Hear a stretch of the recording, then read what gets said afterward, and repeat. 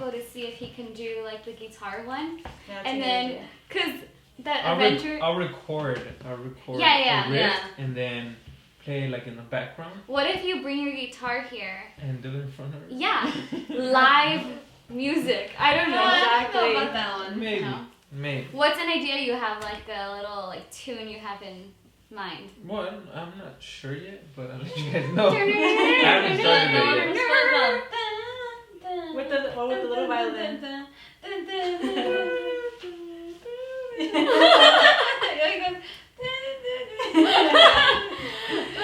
Oh Okay, so that's us trying to brainstorm what yeah. our intro should be like. But Yeah. welcome to our podcast. We're back on our we're at part 3 out of our 5-part Yeah. series. Mhm. We're doing James chapter 3 today. Mm-hmm. And we're going to be discussing like 2 topics. One is controlling the tongue, Mhm. and the other is true wisdom comes from God. Yeah. Amen. So the first one is controlling the tongue. What did you guys get out of that part? Well, the tongue is one of like the smallest parts of our bodies, but it's the one that holds the most power. Because with our tongue, we express ourselves in bad ways and in good ways. And while I was studying this, there's like 3 things that I noted. And it said, not every thought needs to be expressed, like whatever we're feeling. Sometimes there's situations that we don't have to say everything that we feel. And then there's power in our words. We all know that, like prophesizing, like prophets, like you speak whatever like you live, or you live whatever you speak. You, was it preach what you practice what Practice you what preach? you Yes, preach. exactly. I love that. And then as Christians, our speech should not mimic the world's. And that was like my favorite one because as Christians, we're supposed to speak differently. We're supposed to shine in the way that we talk. Yeah, we should. And in Yeah. this world, there's a lot of people that just have like a lot of profanity in the way they talk. Like there's people that can't go a sentence without saying a bad word. And you know that like that's not the What's way. in them. As a Christian, Yeah. it shouldn't be. Obviously, like it takes time to do that, because if you're like saying that the entire life and you become a Christian and then like cut it off from there, I don't think it's possible for Yeah. most people. Yeah. For a lot of people, actually. So It's a hard definitely- transition. Exactly. I've been there. And Yeah. you can't just go cold turkey from something you've adapted to that's become your normal everyday No, routine. it takes time to vocabulary. transition. Mhm. Yeah. But it is important to control, and that's exactly what we're going to talk about, and that's what James chapter 3 said, that we can start a fire with what our tongue says. Because a lot of the times we're in situations, maybe it's like a fight, or maybe like an argument with a certain person, and the tone that we say the words that we're doing, it's like sets the mood. Like let's say Yeah, definitely. I'm in an argument with you, and it's like I say something, and even if it's not the worst thing I said, but I say it screaming. Yeah, the way you say Yes. ¿Qué me hiciste eso? it. ¿Por qué me pegas this? Or even You know? like, go get me a drink. Like, Yeah. But you said, can you please get me a drink? Please. Yeah, Yeah, exactly. exactly. Yes. So that's what this chapter says. You know, control your tongue. Be careful with what you say and how you say it. What are situations that you guys have been in, or do you guys know of any? Have you guys witnessed situations where it's important to do that? Well, one thing that this is like what it says in James, it talks about how not everybody should be a teacher. Yeah. The reason why is because as a teacher, you obviously speak to many people and you show them how to do something. Not everybody should should do that. The reason why it says not many of you should become teachers, my fellow believers, talking to the 12 tribes of the nations.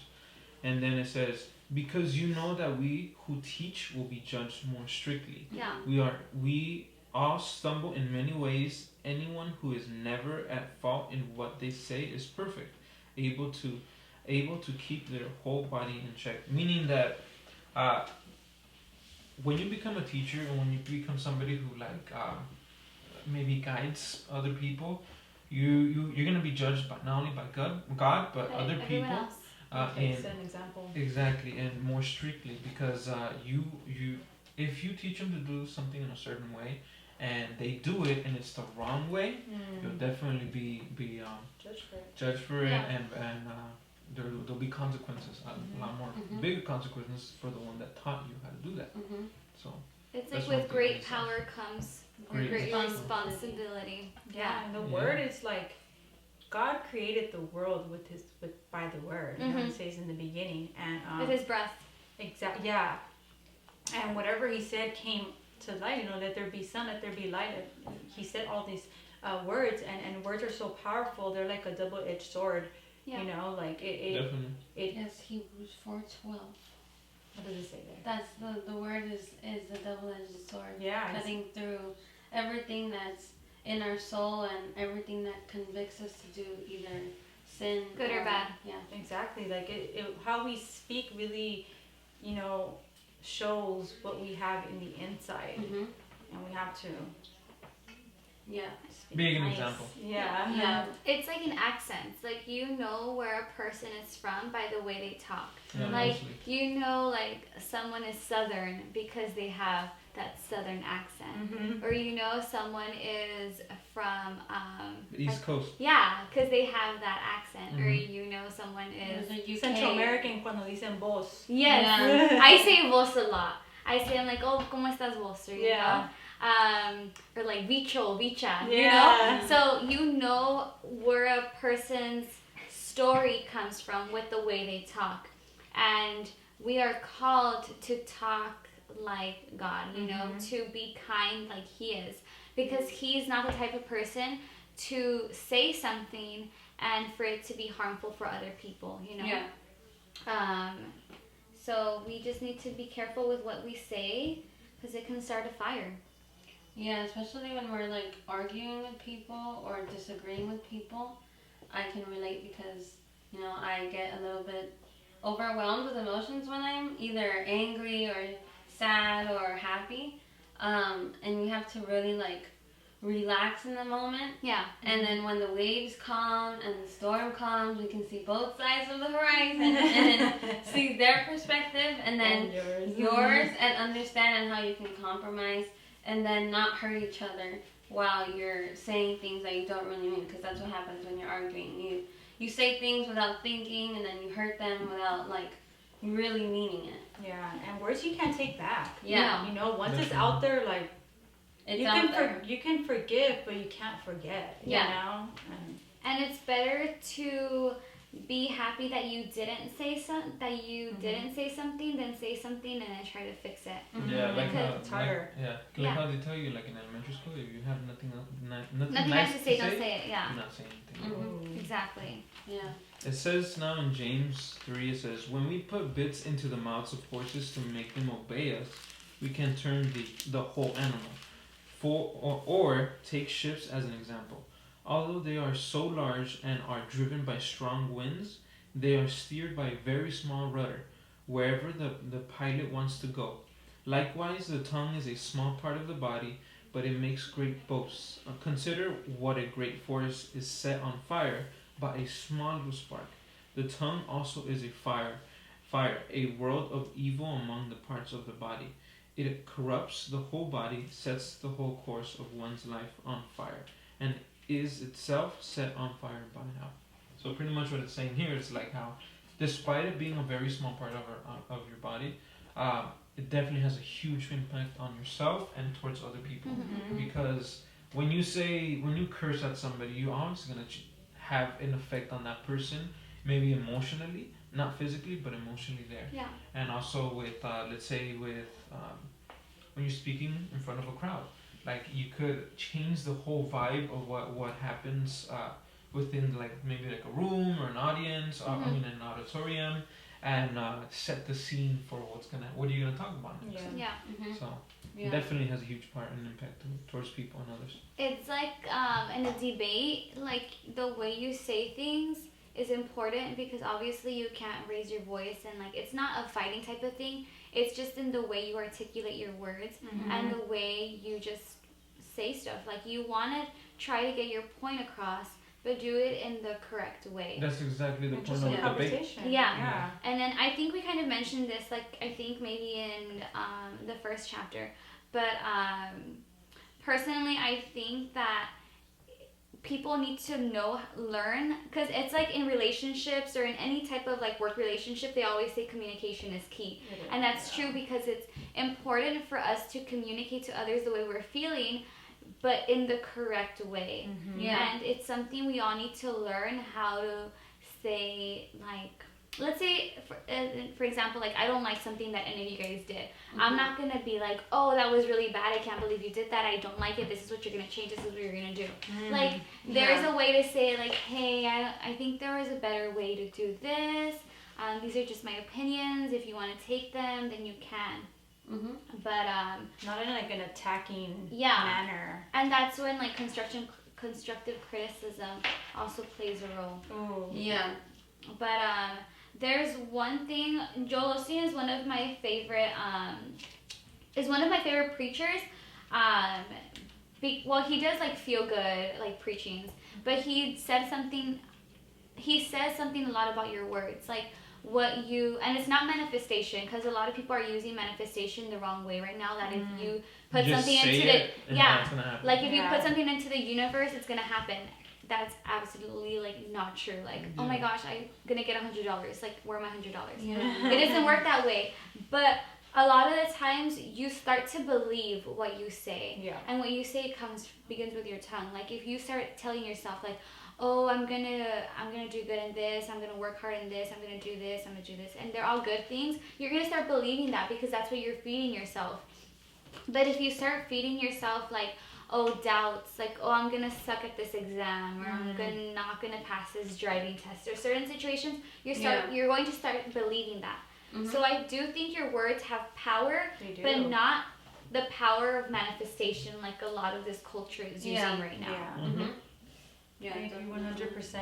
And along with that, we have to be wise with the words that we say, but we have to understand where wisdom comes from. And wisdom comes from the Lord. Exactly. There's a verse that I really like. It's Proverbs 9:10.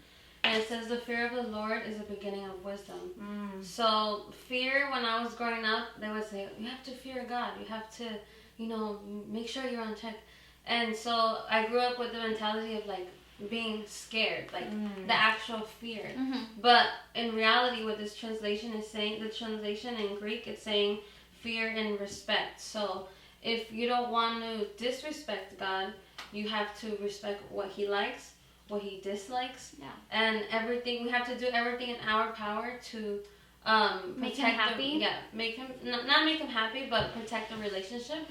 As humans, we please Him, and we are very weak when it comes to making mistakes. It's in our daily life. It's inevitable to stop making mistakes, and so.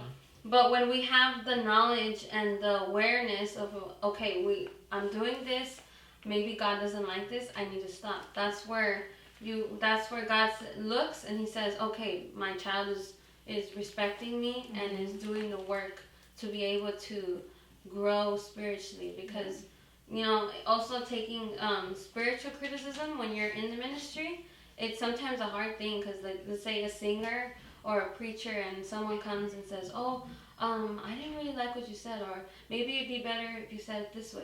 We have to take that into consideration respectfully, and not disrespect them. And the way we do that also with God, we just have to really like, okay, God, you're telling me not to do this, I'm going to do it respectfully, and fear you, respect you. And there's a difference of like wisdom and foolishness. And Proverbs is one of the best chapters that talks about wisdom and foolishness. Yeah, one of the best books. But in James 3:17 it says, but the wisdom that comes from God is first of all pure, then peaceful, gentle, and easy to please.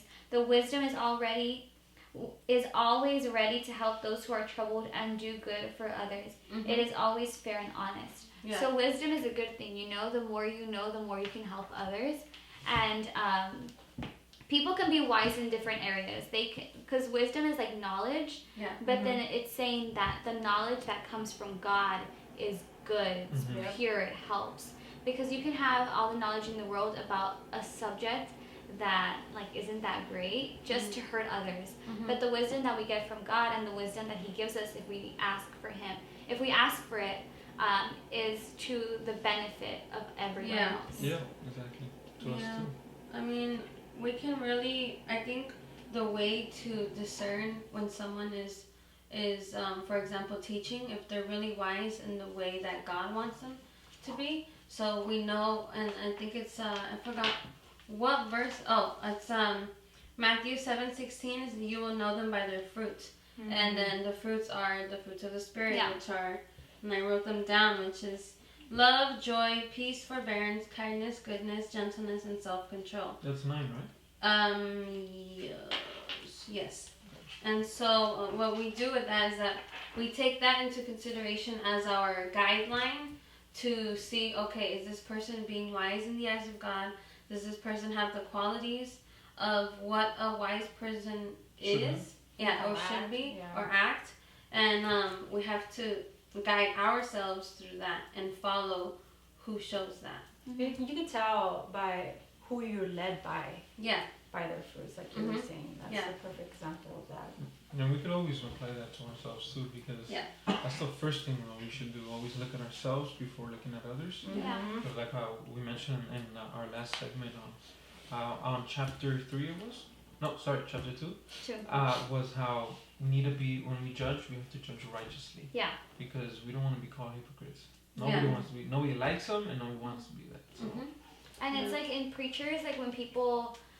that's where your testimony comes into play, because like us, we're doing this, you know, the youth are going to be seeing us do this, and if we're preaching and if we're talking about like living according to like the 9 fruits of the Spirit. Or for me, I play up on the stage. Yeah, so same. I should set an example. Yeah, like they see you. You're up on the altar. You're an example. People see you every Friday, every Sunday. They're going to admire you. I was having a conversation with a friend, and he was telling me that it's important for us, like us as Levitas, like to be kind to people and to have a good relationship with others, because we're always up there. So people, regardless whether we want to or not, are always looking at us. It's way more responsibility. Yes.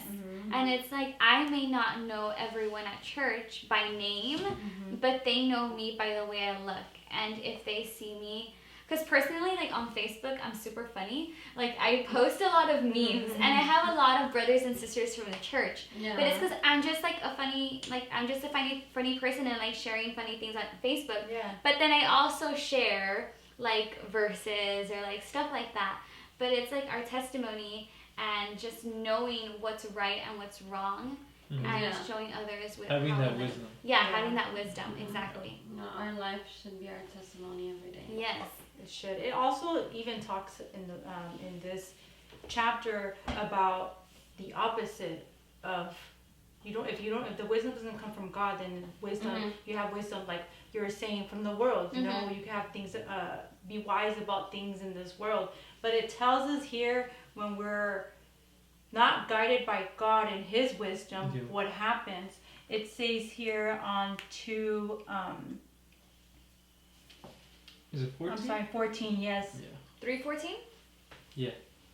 Yes. It says, but if you are bitterly jealous and there is a selfish ambition in your heart, don't cover up the truth with boasting and lying. For jealousy and selfishness are not God's kind of wisdom. Such things are earthly, unspiritual, and demonic. And when I really studied that, I know that demonic sounds like a really harsh word, but it just means evil, you know, like personal motives, and it's just about you. And personal it says, gain for when there's somebody else like who's hurting at the same time. Yeah, exactly. It says it's unspiritual, but the things of God is spiritual. Like it's literally the complete opposite of the wisdom of God from the wisdom of here, just simply on earth. It's not eternal, basically. It just stays here.